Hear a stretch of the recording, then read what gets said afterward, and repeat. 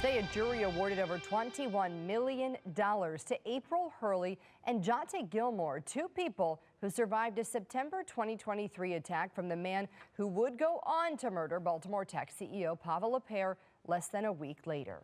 Hurley says she's grateful for some form of closure following her near-death experience.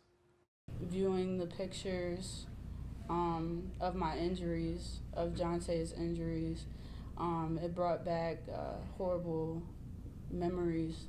It was extremely hard to recount that day. Today feels like justice was served. The award stems from a lawsuit naming the attacker Jason Billingsley and the owners of the apartment building in which Hurley and Gilmore were living. Fox 45's Keith Daniels joins us live right now with the developments in this high-profile case. Keith? Well, Kai, the jury's award comes after a 7-day civil trial that began last Monday. And tonight, a multi-million-dollar ruling for the victim's past and future medical expenses and punitive damages. I'm grateful and I just feel blessed. The voice of a tearful survivor. April Hurley, with her attorneys by her side, with a court victory. I'm just grateful to be here.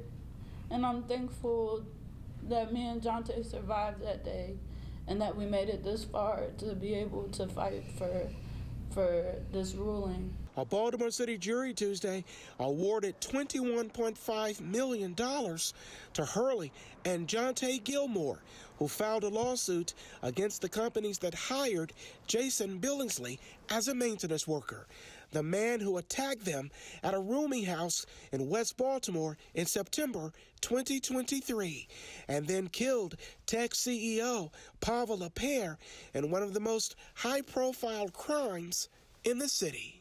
Hurley and Gilmore filed their lawsuit in 2024 against Eden's Homes LLC and Property Pals LLC, which alleged the businesses failed to take steps, including conducting a background check before hiring Billingsley, who had been released early from prison a year before the attacks.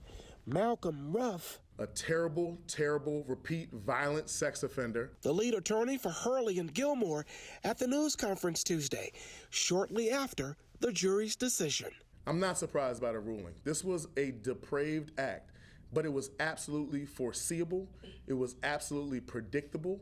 And all it took was a very, very quick search through the Maryland Judiciary Case Search database to discover that this man had no business and was completely unfit to work in this atmosphere. Ruff outlined the gruesome details that he says happened to his clients, events that unfolded in the lawsuit that began when Billingsley knocked on Hurley's door and from the upstairs stairwell yelled, "Maintenance, you have a flood in the kitchen." According to the lawsuit, once inside the apartment, Billingsley duct-taped both Hurley and Gilmore, pointed a gun to his back and said, "Where's the money at?" Tortured and sexually assaulted Hurley, cut her throat with a serrated knife, forced Gilmore into a closet, then doused the plaintiffs and the apartment with gasoline. Hurley now with a ruling, she says, that helps on her road to healing. It feels good. It feels good to know that I had a team that fought long days behind me and Tay. Well, Hurley's attorney, Malcolm Ruff, said the jury's award today sent a, quote, resounding message that landlords cannot and will not be allowed to ignore their duty to keep their tenants safe. In the studio, Keith Daniels, Fox 45 News.